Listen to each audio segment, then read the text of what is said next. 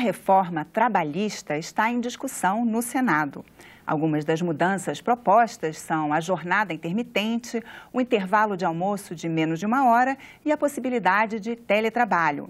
Quem está aqui no estúdio para discutir a reforma trabalhista é o juiz federal Marlos Meleque e Clemente Gans Lúcio, do DIEESE, o Departamento Intersindical de Estatística e Estudos Econômicos. Sejam bem-vindos. E aí eu começo perguntando, então, ao senhor juiz, o senhor participou, inclusive, da comissão de redação final, né, da proposta.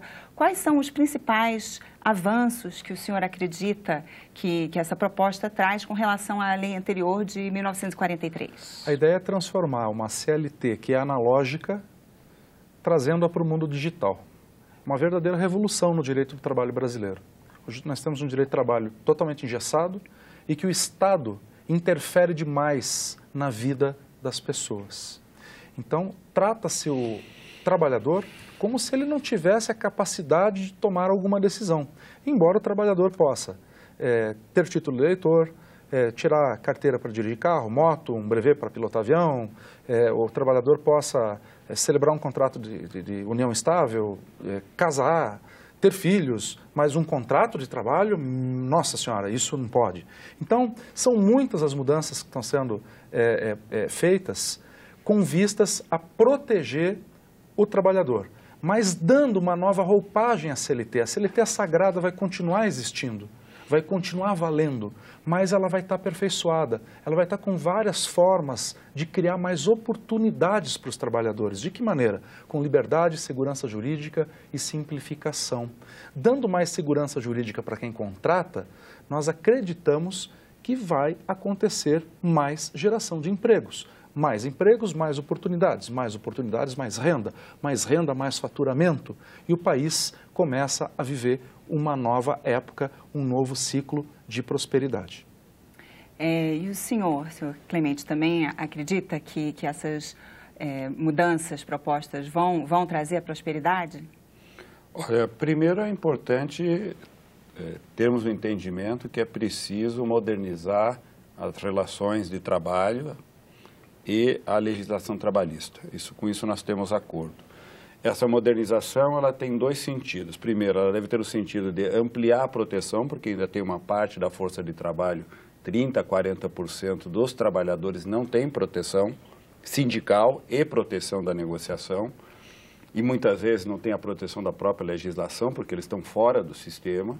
E a outra parte é porque nós temos mudanças profundas no mercado de trabalho acontecendo, que precisam ser recepcionadas pela legislação, seja pela negociação ou pela norma jurídica. Entretanto, a proposta que tem, e nós temos acordo com os princípios gerais do fortalecimento da negociação, da representatividade do sindicato, da solução dos conflitos, a proposta que está em debate agora aqui no Senado não trata essas questões com o devido entendimento na nossa visão. E há divergências no rebatimento da solução criada aos problemas.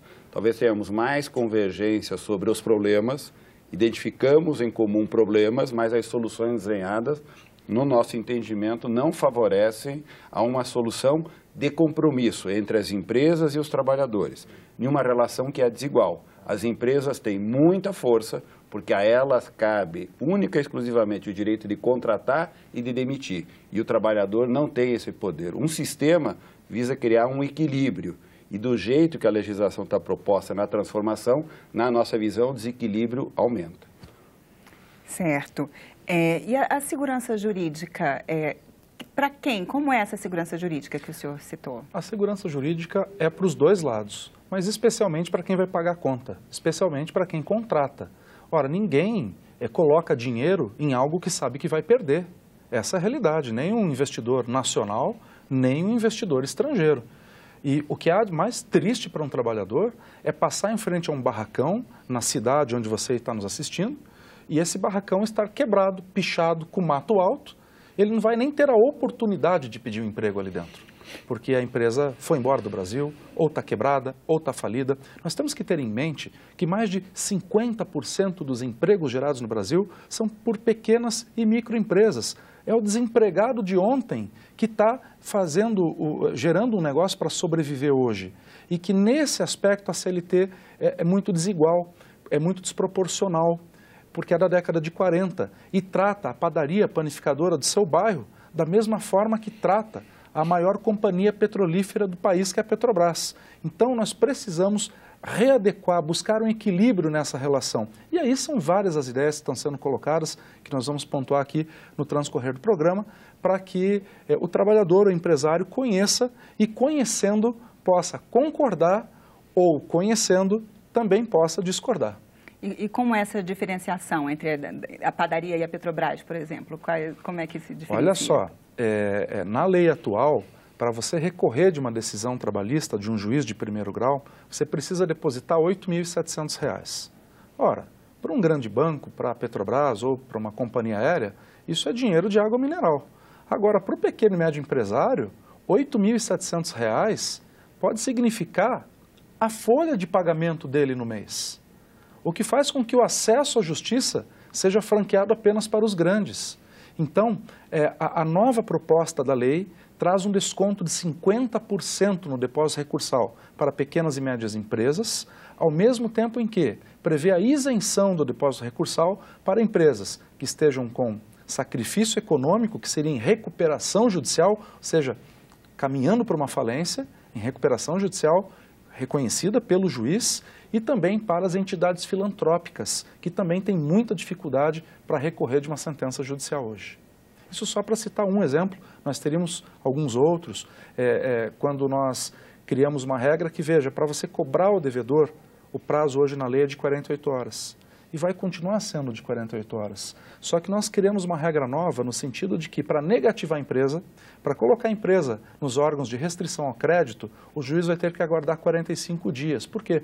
Para que justamente se permita a esta empresa, neste período, buscar um empréstimo bancário para solver a obrigação junto ao trabalhador. Uma das mudanças no texto também é acabar com a obrigatoriedade da contribuição sindical. Como é feita essa contribuição hoje em dia? Para onde ela vai? Olha, a contribuição sindical ela é prevista na lei para financiar o sindicato dos trabalhadores, por meio da contribuição que os trabalhadores fazem, financiar o sindicato patronal, por meio da contribuição sindical que as empresas fazem, e das duas contribuições, uma parte desse recurso vai para financiar o próprio Ministério do Trabalho. Ele é um imposto que todos devem, as empresas e os trabalhadores, e ele gera como efeito que o sindicato, ao promover qualquer acordo ou convenção, tem naquele resultado do acordo, daquele direito, validade para todos os trabalhadores. Por isso ele é um imposto que todos pagam, porque todos usam aquele determinado benefício.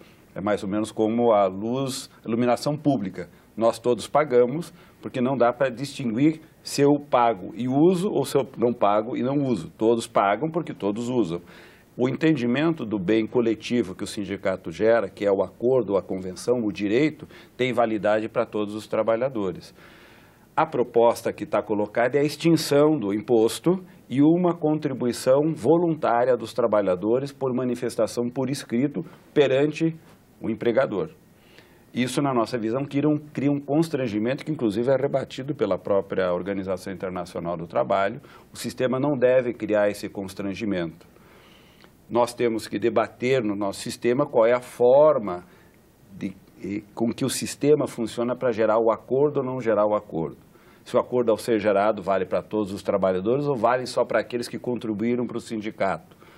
O projeto faz opções, que no nosso entendimento desequilibra essa relação e não favorece a uma construção pactuada de acordos em relação aos direitos dos trabalhadores. Na nossa visão, os trabalhadores deveriam ter um direito de organização sindical no local de trabalho, essa comissão sindical local ter o direito de negociação subsidiada pelo seu sindicato, isso estar organizado de uma determinada maneira e os trabalhadores, de forma autônoma, decidirem qual é a forma de contribuição que eles fazem para o seu sindicato de maneira coletiva.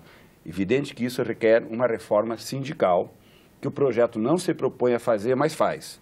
Indiretamente, na nossa visão, fragilizando o sindicato, sem repor no lugar algo coerente com o sistema que se pretende criar. Então, ele cria um desequilíbrio entre a representação da empresa e dos trabalhadores.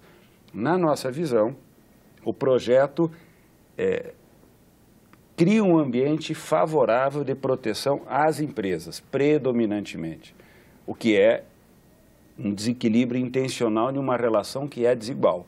O sistema, na nossa visão, deveria promover um equilíbrio e gerar, aí sim, segurança para os trabalhadores e para as empresas. O nosso sistema hoje não gera nem segurança para os trabalhadores e nem para as empresas. Nós precisamos resolver este problema, mas na nossa visão, acho que compartilhamos esse diagnóstico, mas a solução, na nossa visão, não gera essa solução que talvez o Mauro esteja pensando. Esse é um debate que nós precisamos fazer para acharmos uma solução, na nossa visão, que fosse coerente com essa intenção. Segurança para as empresas, segurança para os trabalhadores. Nenhuma situação de profunda desigualdade. Tem toda a razão. Querer comparar as condições de operar o direito de uma grande empresa e uma microempresa, em um país do tamanho territorial do Brasil, é uma diversidade muito grande. Como que nós fazemos isso? Se nós valorizarmos a negociação, como instituições, sindicato, representação patronal, coerente com aquilo que a gente quer criar. Isso é um esforço grande e que, na nossa visão, o projeto, do jeito que ele está estruturado, não favorece a uma solução pactuada de fortalecimento da negociação. Hoje, quem sofre o constrangimento é o trabalhador, porque se ele não concordar com a taxa assistencial que é criada pelo sindicato para descontar do contra-cheque dele, ele é que tem que ir até a sede do sindicato, na mais das vezes pessoalmente, para fazer num determinado espaço de horário que é fixado, inclusive, a rejeição daquele desconto em folha de pagamento. Então, o que o projeto está se propondo é dar mais liberdade ao trabalhador para que ele possa dizer se quer ou não quer ter o valor descontado. E nós não concordamos com o ponto de vista de que os sindicatos estão sendo enfraquecidos, porque os sindicatos agora vão ter que fazer por merecer. Nós temos 17 mil sindicatos no Brasil, 17 mil. Os sindicatos vão ter que mostrar serviço, fazer por merecer, para que o trabalhador diga, poxa, o sindicato fez algo por mim, está fazendo algo por mim, o sindicato está lutando por mim, o sindicato me oferece alguma coisa, vou pagar com gosto isso aqui, quero pagar até mais, né? Quando meu filho nasceu, eu fiz uma pequena doação lá para as irmãs do hospital onde meu filho nasceu, de livre e espontânea vontade, porque o atendimento foi tão bom, meu filho nasceu. Quer dizer, se o trabalhador quiser, ele pode até pagar mais, agora vai ter que fazer por merecer. O imposto sindical obrigatório, como é hoje, é uma violência contra o trabalhador, porque ele não tem nem o direito de dizer se quer ou não quer. E nós não concordamos que os sindicatos estejam sendo enfraquecidos por um motivo, porque nós estamos prestigiando muito justamente a convenção coletiva. E prestigiando a convenção coletiva, o sindicato se fortalece, porque o sindicato terá o poder de, junto com o sindicato patronal, que é o sindicato dos patrões das empresas, fixar normas e reajustes salariais que podem muitas vezes se sobrepor até a lei federal. Então os sindicatos estão empoderados, estão com muito poder. O que nós não podemos misturar é dinheiro com poder. Dinheiro é uma coisa, arrecadação. Eles vão ter que fazer por merecer. Agora, poder é outra. A lei está dando muito poder para os sindicatos. Senhor Clemente, o senhor não concorda que os sindicatos tem uma visão radicalmente diferente. O projeto, na verdade, tira o poder de negociação do sindicato e transfere parte considerável desse poder para o indivíduo, dizendo que o indivíduo poderá fazer acordos direto com a empresa, em uma relação que é radicalmente desigual. E não há nenhuma capacidade do indivíduo igualar esta relação. Segundo, transfere outra parte do poder da negociação dos sindicatos para uma comissão no âmbito da empresa onde o sindicato é proibido de atuar. Intencionalmente o sindicato é retirado da representação no local de trabalho. E esta comissão, que o sindicato não pode participar, tem a tarefa de negociar. E ainda mais, esta comissão pode fazer acordo que tem validade sobre a convenção que o sindicato negociou. Então, na verdade, o projeto intencionalmente enfraquece os sindicatos, retira o poder de negociação dos sindicatos, né, e coloca um constrangimento estrutural ao financiamento do sindicato. A nossa visão, o financiamento dos sindicatos precisa ser reorganizado, não há dúvida sobre isso. Já discutimos várias vezes. Na nossa visão, os trabalhadores devem ser convocados pelo seu sindicato para assembleias, em assembleias decidir se eles vão contribuir com o sindicato ou não. E o sindicato tem a obrigação de chamar. Se ela não chamar, ela não pode descontar. Mas os trabalhadores coletivamente decidem se querem, sem o constrangimento de ter que fazê-lo diante da empresa. Então, são formas diferentes de ver o processo de constituição do sindicato e da negociação. Na nossa visão, a comissão de empresa, que deve existir, deve ter o caráter sindical. E ela tem que ter um poder definido para a sua negociação. E os trabalhadores, no âmbito da empresa, deliberarem se eles aceitam ou não aquele acordo dos trabalhadores daquela determinada empresa. Então, mas isso é toda uma estruturação de um processo que transfere para aquela comissão solução de conflito, negociação do direito, a operação do direito, a negociação do emprego e das condições de trabalho, feito naquele âmbito, assistido pelo sindicato. Isso é o empoderamento da negociação para fortalecer a negociação. Então, essas são distinções importantes. Esse é um tipo de modelo. Nós podemos ir para o modelo alemão. O modelo alemão tem a comissão autônoma dos trabalhadores sem o sindicato. Mas na empresa tem a seção sindical. Tem 2 organizações no chão da empresa. Quando nós discutimos isso com os empregadores aqui no Brasil, eles disseram que eles não queriam ter 2 organizações no local de trabalho. E na negociação que fizemos com os empregadores, pactuamos que teríamos um misto, que era uma comissão local, eleita por todos os trabalhadores, filiado ou não o sindicato. Todos elegem a comissão, mas com assistência do sindicato. É um modelo misto que nós negociamos com os empregadores numa tentativa de desenhar uma reforma. O projeto, pelo contrário, ele faz uma outra opção, que é o misto de exclusão com redimensionamento do poder de negociação. É um modelo.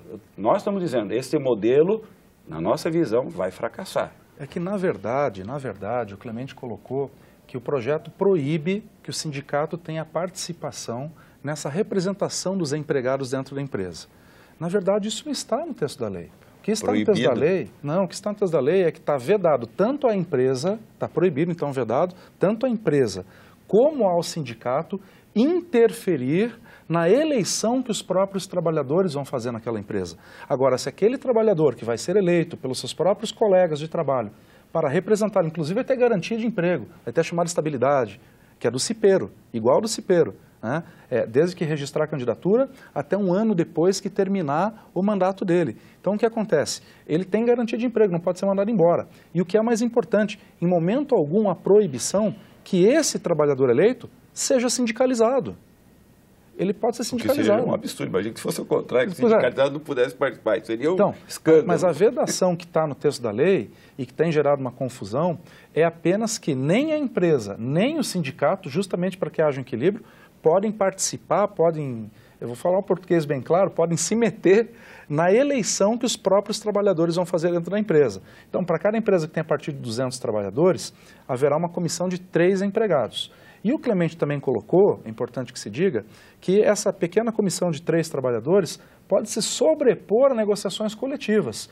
Não há no texto da lei essa previsão, porque as funções, as prerrogativas do sindicato são previstas em lei.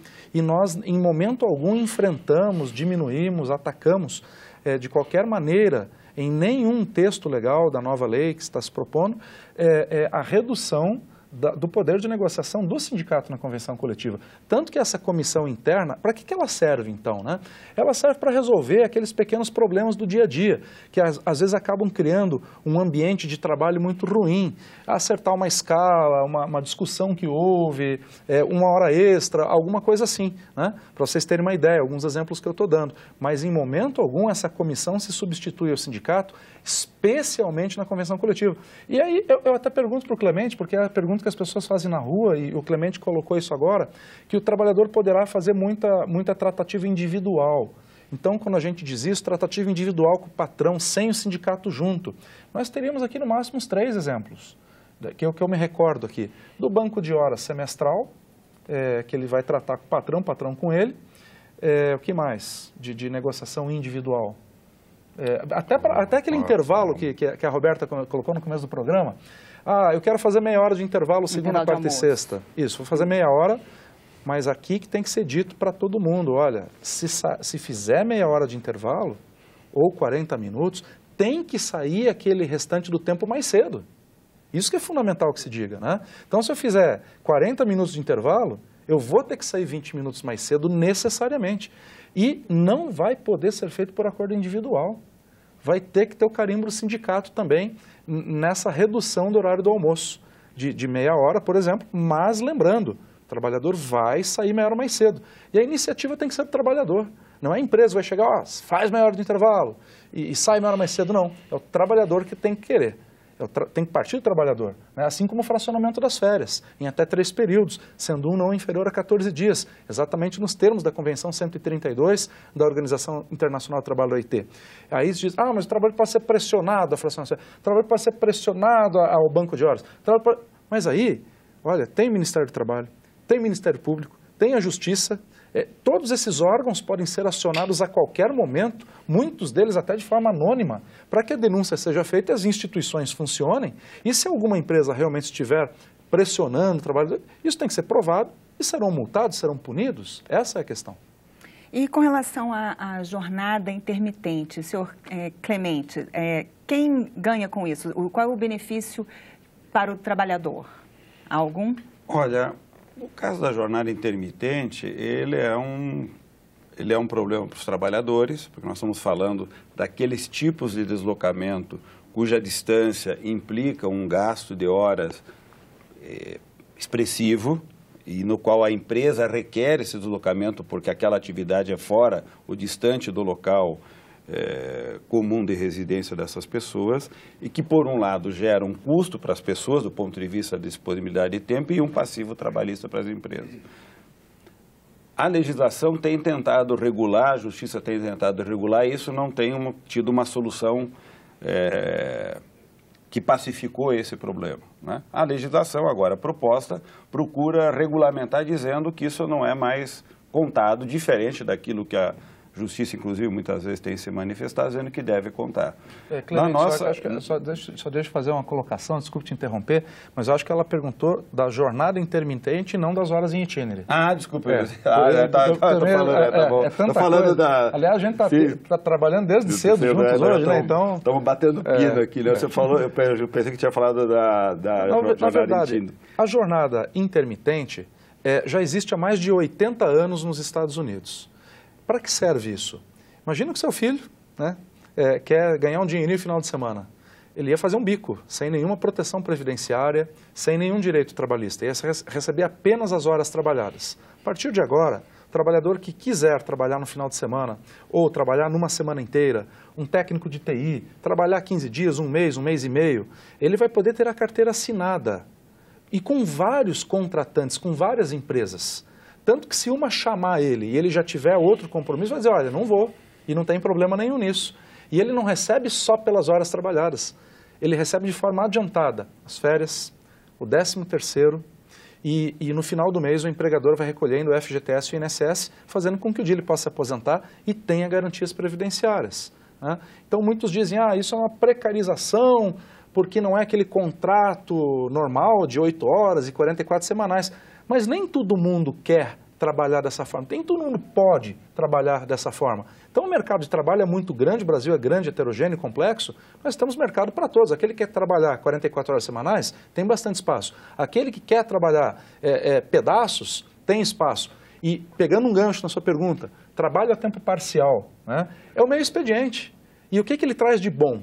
Ele vai permitir que o idoso, que aquela mulher que teve criança recente e que só pode deixar a criança meio expediente com a sogra, com a mãe na creche, vai poder trabalhar outro expediente. O estudante trabalha no expediente, quer trabalhar no outro meio expediente, vai poder também, com mais garantias. A lei está aprofundando melhor a questão desse contrato a tempo parcial. Então são novidades, são mais oportunidades que são criadas para o trabalhador ter mais chance de empregabilidade e de ganhar dinheiro no Brasil. Senhor Clemente, o senhor também vê como oportunidades essas diferentes formas? Na verdade, o que tem é, primeiro, que essas situações de ocupação, elas existem e são reais. Nós, por exemplo, para os eventos esportivos, a Copa e as Olimpíadas, nós tratamos disso com os empregadores por mais de um ano, tentando criar um ambiente de segurança jurídica para os contratantes e para os trabalhadores que iam trabalhar por jornada parcial ou intermitente nesses eventos e tivéssemos proteção. E vimos que a complexidade do rebatimento da regulação dessa situação de trabalho, os jovens que trabalham em eventos no final de semana e assim por diante, requerem um cuidado muito grande. Nós achamos que do jeito que a legislação está indicando a solução do problema, ela não trata desta situação específica com o cuidado de não generalizar a situação como uma oportunidade para transformar os outros empregos também em situações parciais. Isso não ocorre nem com o tempo parcial, nem com o trabalho em Tinder e nem com a terceirização. São 3 situações que precisam de uma regulação cuidadosa que a legislação não está observando com a complexidade de que isso ocorra. Países que já fizeram isso, a Inglaterra tem a jornada 0 hora, que é o trabalho intermitente. Tem sérios problemas. Os espanhóis têm sérios problemas porque a regulação não deu conta de dar a proteção adequada nem a segurança jurídica às empresas. Então, teletrabalho e todas as outras formas que hoje aparecem de trabalho que nós não conhecíamos no passado e que a CLT, desde a sua origem, vem incorporando, vem se modernizando. Não é verdade que a CLT é uma velha senhora que parou no passado, ela vem sendo atualizada. A grande questão é que tem uma dinâmica de atualização que talvez nós não estejamos recepcionando para complexidade dos problemas que ela se propõe a enfrentar. Aí eu concordo plenamente com o Clemente, nós convergimos nisso, porque essas atualizações que são feitas na CLT, muitas vezes não levam em consideração outros aspectos do próprio texto. Não há uma, como nós chamamos no direito, né? Eu não estou falando de juridiquês, mas não há uma interpretação orgânica, uma interpretação global da norma, e daí aparece um negócio ali, outro lá, para traduzir para quem está assistindo. Foram feitos puxadinhos, né? Você tem uma coisa pronta, e aí vai outra, e muda outra. Daqui a pouco, o que tem na CLT hoje são vários puxadinhos que foram feitos no decorrer dos anos e que acabam gerando muitas vezes também mais problemas do que soluções, tanto para os patrões como para os empregados. Como fica essa reforma trabalhista à luz da reforma que já foi, da terceirização, que já foi aprovada, que hoje já é lei? Bom, a terceirização é um fenômeno muito forte na economia, há uma mudança estrutural nas relações de produção e de trabalho em todo o mundo e empresas passaram a estabelecer relações de contratação de serviços que antes elas faziam diretamente, não só daqueles serviços que subsidiam o processo de trabalho, da alimentação, da segurança, às vezes da limpeza da própria planta ou do espaço do comércio, do serviço, mas também atividades que eram consideradas atividades essenciais das empresas. E isso começou a gerar muita dificuldade, porque essas contratações, muitas vezes nos estudos que nós fazemos no DIESE, predominam contratações com salários inferiores, condições de trabalhos inferiores e o não acesso a direitos e benefícios que os trabalhadores da empresa contratada têm. E nós sempre defendemos que deveríamos ter uma regulamentação que não permitisse com que essas desigualdades estivessem no mesmo espaço da empresa. Independente de ser a empresa contratante ou contratada, os trabalhadores deveriam ter situações isonômicas em termos de salário e de condições de trabalho. O projeto de lei aprovado já no Congresso Nacional e sancionado, na verdade, diz que as empresas podem terceirizar, portanto, podem contratar um serviço de uma outra, mas fala quase nada sobre as condições de trabalho dos contratados. E no projeto de reforma trabalhista se tenta complementar isso sem necessariamente, na nossa visão, dar conta de uma legislação que dê uma proteção maior aos trabalhadores e a consequente segurança jurídica às empresas. Nós acreditamos que é preciso aperfeiçoar a regulamentação da terceirização. Há aqui no Senado um projeto de lei discutido já na Câmara, 4330, que já sofreu uma série de contribuições aqui no Senado. Nós julgamos que ele está mais habilitado, enquanto proposta de regulamentação, para fazer uma regulamentação mais harmônica desta relação. Ou seja, as empresas estabelecem relações entre si, sem gerar uma desigualdade de condições de trabalho e salarial contra os trabalhadores. Nos nossos estudos, a diferença salarial chega a ser 30%, são quase mais de 12 milhões de trabalhadores terceirizados, e parte desses trabalhadores, muitas vezes em atividades de alto risco sofrem consequências graves. O estudo, por exemplo, que nós temos no setor elétrico, que a taxa de acidentalidade e de mortes no setor elétrico, por exemplo, em empresas terceiras é de 70% a 80% maior do que na empresa contratante. Então, por quê? Porque a empresa contratada não tem o mesmo investimento em qualificação, proteção. A legislação deveria criar um ambiente de segurança que hoje não tem, e o trabalhador acaba sofrendo de uma desigualdade grande de salário e condições de trabalho. Juiz Melec, a proposta da reforma já contempla essas questões? Contempla. Houve uma preocupação no sentido de criar salvaguardas em relação ao trabalhador terceirizado. Para se ter ideia, o Brasil é o único país do mundo que ainda faz uma distinção, faz uma diferença do que é atividade meio e atividade fim da empresa, o que gera nos fóruns uma grande confusão jurídica, que um defende que é atividade meio, outro que não é, tem determinadas atividades que isso fica muito nebuloso, muito complicado para decidir. Então, já que a terceirização é possível, e no mundo inteiro ela abarca todas as atividades da empresa, optou-se por no Brasil também fazer isso. Eu reconheço que na terceirização nós temos dezenas de argumentos favoráveis à terceirização e dezenas de argumentos igualmente legítimos desfavoráveis à terceirização. Como a ideia é de que o país seja mais livre, mais flexível e que nós temos hoje, esse é o grande argumento, mais da metade da força de trabalho no Brasil que está na informalidade. Nós temos 54% dos trabalhadores do Brasil que estão na informalidade, ou seja, eles não têm férias, eles não têm carteira assinada, eles não têm 13º, não têm hora extra, não têm previdência, eles não têm nada. E nós acreditamos que através da porta da terceirização, que em muitos casos tem um salário menor, mas também em outros tem salários maiores, quando você pega determinadas pessoas PJs que trabalham em grandes empresas, essas pessoas têm um salário infinitamente superior a uma pessoa com carteira assinada. Agora, se você pega um trabalhador com menos grau cultural, menos preparado para o mercado, que é a grande massa, que ganham menos, nós acreditamos que a terceirização possa ser a porta de entrada, a porta de formalização desse trabalhador no mercado de trabalho, em que ele vai passar a ter direitos. Direito à carteira assinada, coisa que ele não tinha. Repito, mais da metade dos trabalhadores brasileiros não tem carteira assinada.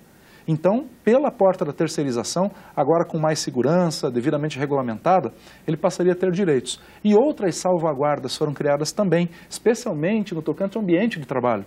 Está escrito no projeto de lei que o trabalhador terceirizado ele terá direito ao mesmo espaço de asseio, uso de banheiros, de refeitórios, de ambulatórios, de ambulâncias, serviços médicos que os trabalhadores contratados diretamente pela empresa já têm. E também, para evitar o fenômeno do que se chama pejotização, foi criada uma cláusula de 18 meses em que eu posso dispensar um trabalhador, mas só posso recontratá-lo como PJ 18 meses depois. A grande crítica que muitos fazem, até legítima, é que eu posso então dispensar esse e colocar um outro. Mas veja bem, as empresas também têm um capital intelectual. Treinamento que se dá a um trabalhador custa caro, a expertise que aquele trabalhador faz naquela função é importante para a empresa e que levaria muitas vezes muito tempo para o outro aprender. Então o próprio mercado vai se regular dentro desse contexto, na nossa opinião. Explica para o nosso telespectador o que é um trabalhador PJ. PJ é aquele que tem uma empresa aberta. Sim, a pessoa jurídica. É a pessoa jurídica, só que ele é uma empresa de um homem só. Então eu, Marlos, por exemplo, vou prestar um serviço para você e você fala, olha, eu só te contrato se você for PJ. Então tem que abrir uma empresa lá na junta comercial direitinho só para prestar serviço para você. É isso que a lei não quer. É isso que a lei não permite. Porque se isso for feito bem do jeito que eu expliquei agora, você me contrata para prestar um serviço para você como PJ, eu sendo subordinado a você, não tenha dúvida, isso vai custar caro. Porque o juiz do trabalho lá na frente, com toda razão, vai reconhecer o vínculo empregatício, afastando essa questão na contratação por PJ. O problema ali, acho que, Marlos, é que como o Brasil já vem experimentando a terceirização há décadas, o que nós observamos é que predomina o deslocamento de um emprego da empresa contratante, um metalúrgico, trabalhando numa metalurgia, passa a ser um prestador de serviço para esta empresa. Isto é o que predominou. Não é um trabalhador informal, precário, que vem se agregar num posto de trabalho novo, mas é um trabalhador que estava em uma empresa principal e que é contratado como um prestador de serviço, reduzindo seus direitos, suas condições de trabalho. Esse é o movimento predominante. Por isso nós dissemos que tem que regular para que isso não ocorra como fenômeno. Mais grave ainda é a história do PJ, porque isso significa que os setores médios e altos, que são qualificados, se transformam em pessoa jurídica, empresário dele mesmo, e vendem o serviço como prestador de serviço. Isso tem um rebatimento muito grande sobre a questão fiscal, isso significa um processo de evasão fiscal muito forte, difícil de ser controlado, difícil de ser administrado. Quando nós levantamos isso para o governo ficou assustado. Nós dissemos, por trás dessa regulamentação da terceirização existe uma reforma fiscal, o governo arrecadará menos, a Previdência arrecadará menos e há também uma reforma sindical. Então, nós precisamos observar que essas legislações, elas muitas vezes podem fazer mudanças que intencionalmente não estão indicadas para a solução do problema, mas trazem repercussões perversas. Por isso que elas exigem um debate cuidadoso.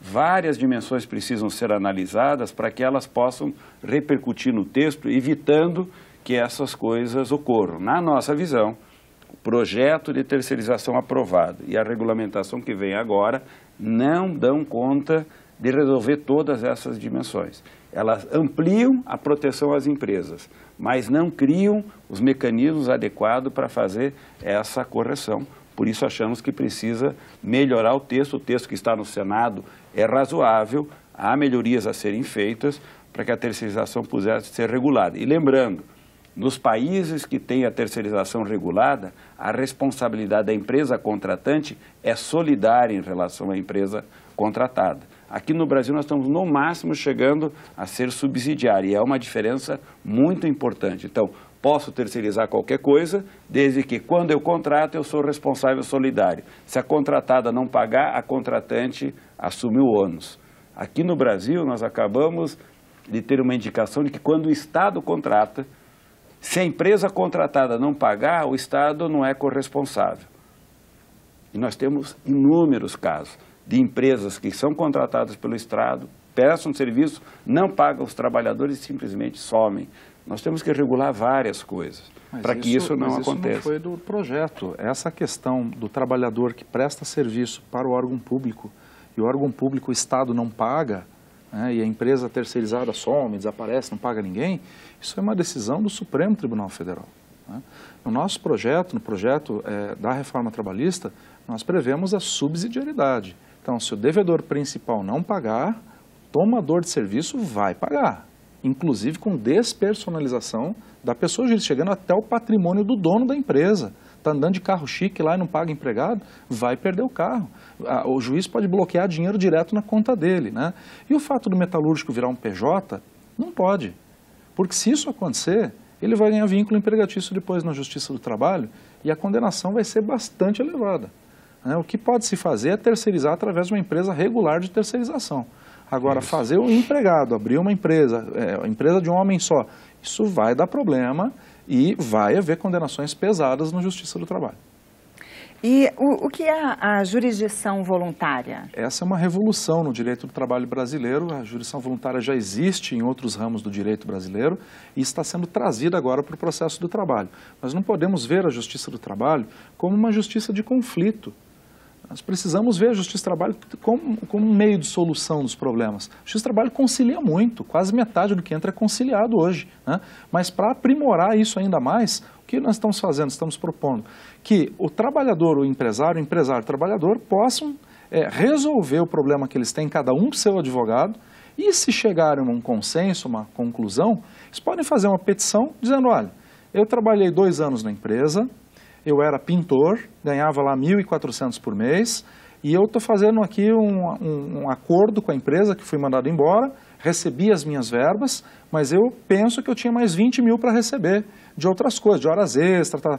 Mas a empresa jura de pé junto que só deve 2. Então os nossos advogados analisaram o risco do processo, de um possível processo, e acabaram fazendo um acordo por 8 mil reais.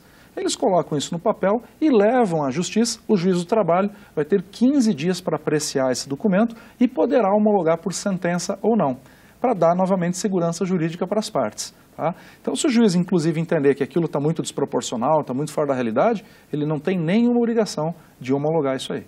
Mas a justiça deixa de ser um lugar de conflito para ser uma porta também de solução. O senhor acredita que o trabalhador vai ter poder de barganha dessa forma? Olha, esse exemplo, essa situação e inúmeras outras que o projeto está se propondo a alterar, na verdade, implica no redesenho entre o papel do sindicato na construção dessas relações e na solução desses conflitos, na homologação de um contrato de trabalho, no acordo de rescisão proposto agora como um acordo para rescisão do contrato de trabalho, o papel da justiça, ou seja, há um redesenho. Esse redesenho ele tem que estar orientado pela intenção que é dar uma solução voluntária e ágil a um conflito, a um impasse ou a um rompimento acordado. Isso tem que ter reflexo sobre o sistema público de emprego, a seguro-desemprego, o acesso ao fundo de garantia, as demais verbas rescisórias.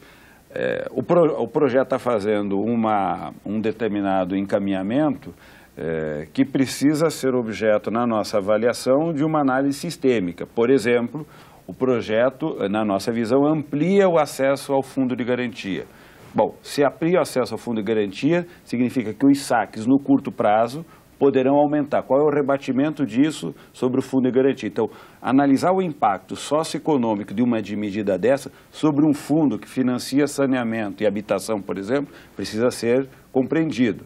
Qual é o impacto desse modelo, por exemplo, sobre a capacidade da justiça dar conta de analisar essa iniciativa? Melhora, não melhora? Tudo isso, que são centenas de iniciativas desse tipo, não foram objeto de uma análise, na nossa visão, sobre os impactos que eles têm em relação a várias dimensões, para que nós possamos, olhando esses impactos, observarmos se a intenção é atingida.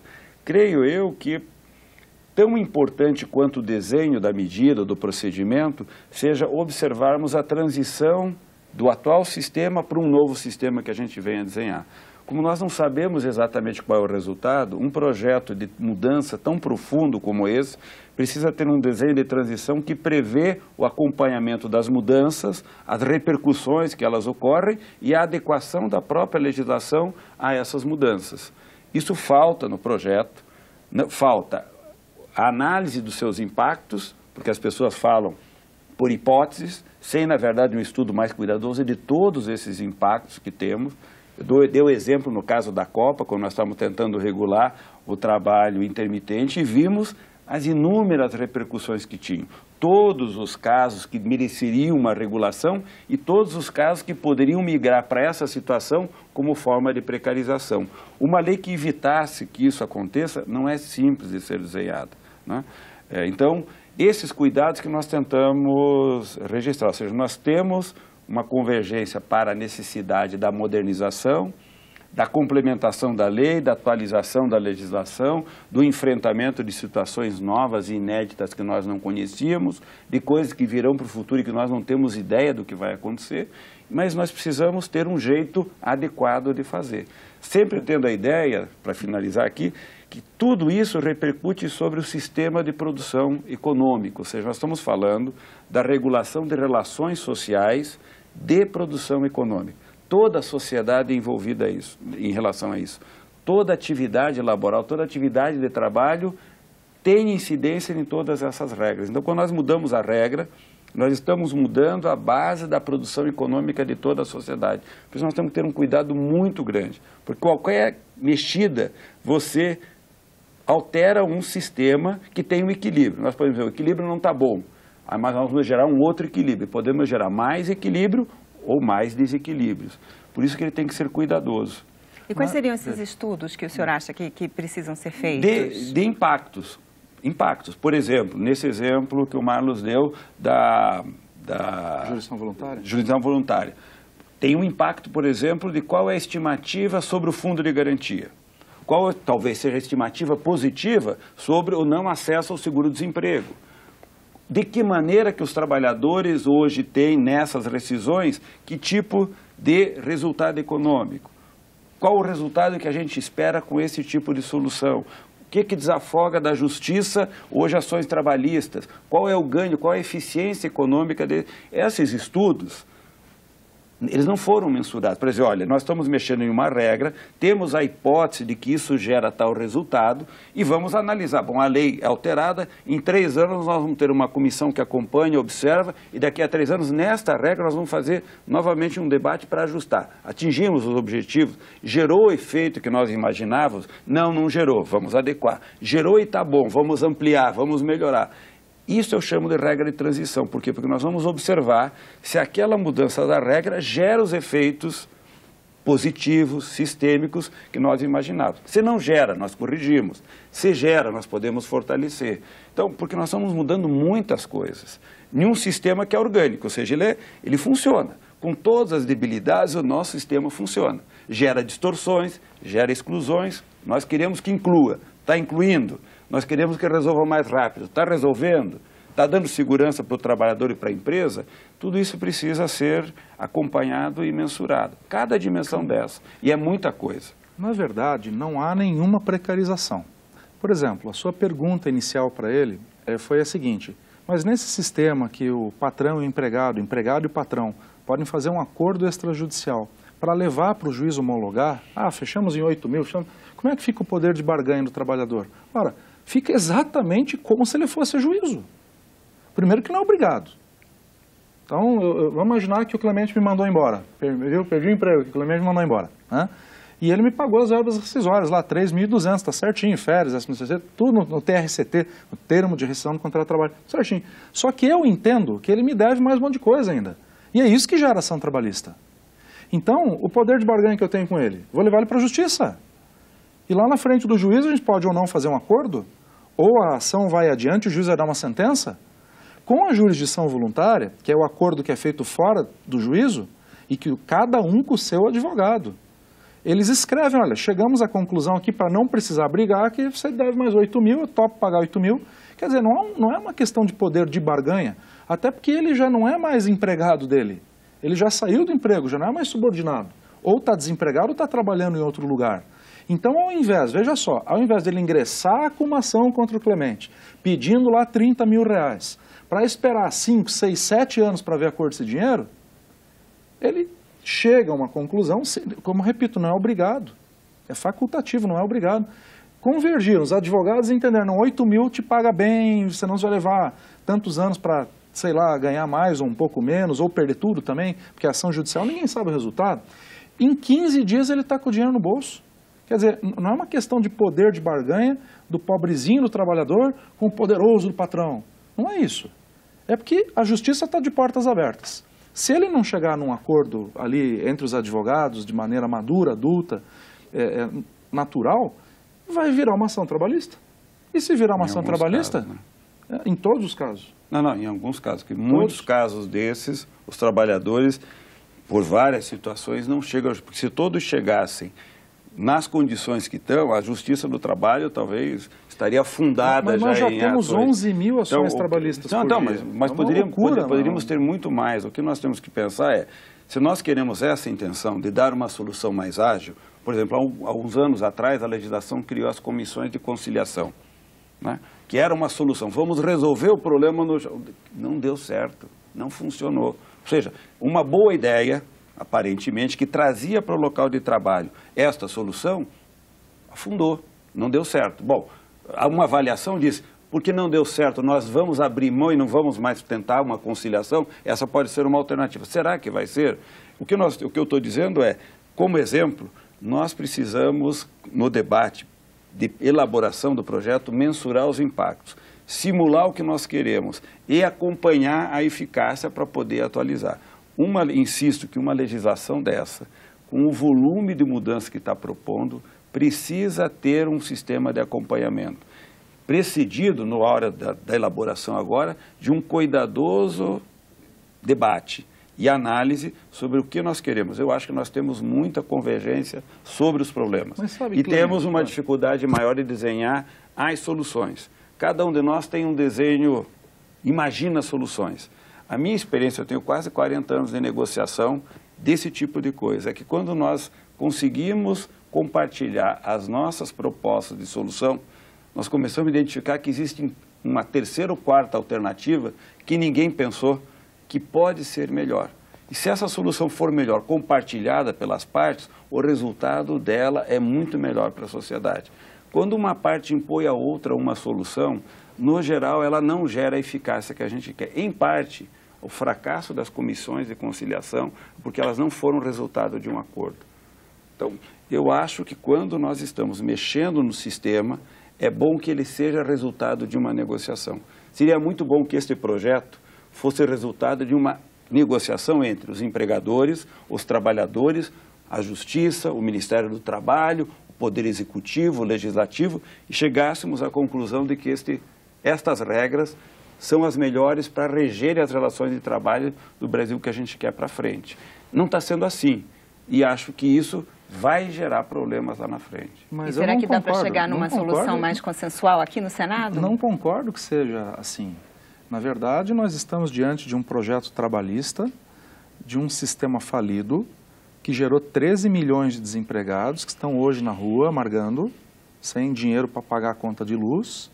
Tem 24 milhões de pessoas desocupadas em idade economicamente ativa. É um projeto que sofreu 850 emendas parlamentares na Câmara Federal. É o segundo projeto mais emendado da história do Brasil.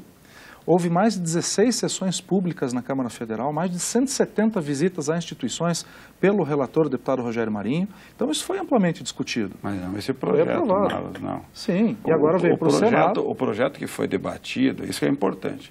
O governo tomou uma decisão, o presidente Temer tomou uma decisão de encaminhar para o Congresso um projeto. Esse projeto tem meia dúzia de artigos. Meia dúzia de coisas. Trata de um objeto bem restrito. O relator designado tomou esse projeto e o Congresso apresentou, para essas 6 medidas, 800 emendas. Debateu-se isso. Eu vim aqui fazer o debate desse projeto. O relator apresentou, no final do seu trabalho, um projeto que é inúmeras vezes maior.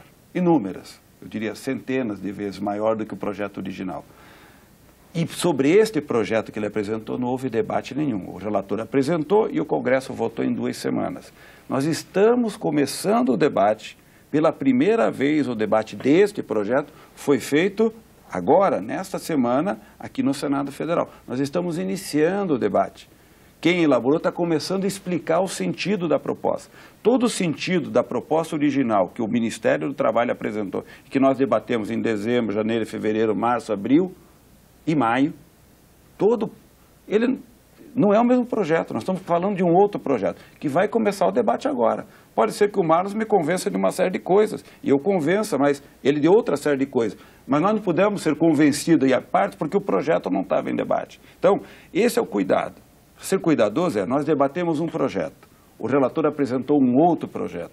Nós temos que iniciar o projeto de debate, o processo de debate, e resultar num processo deliberativo que é feito pelo Congresso. Nesse caso, aprovando ou não essa lei. Então, só que agora, o projeto que o Ministério tinha encaminhado, que já era um projeto pequeno, mas com alto impacto, por exemplo, favorecendo a negociação, agora é um projeto muito grande. Eu diria, é o maior projeto de reforma trabalhista que o Brasil já teve. Nós vamos, então, continuar acompanhando essa discussão, esse debate aqui no Senado, e eu agradeço muito a participação de vocês no Obrigado. Eu conversei com o juiz federal Marlos Meleque e Clemente Lúcio, do DIEESE, sobre a reforma trabalhista. A entrevista está disponível na internet, no endereço senado.leg.br/TV. Obrigada pela audiência e até a próxima.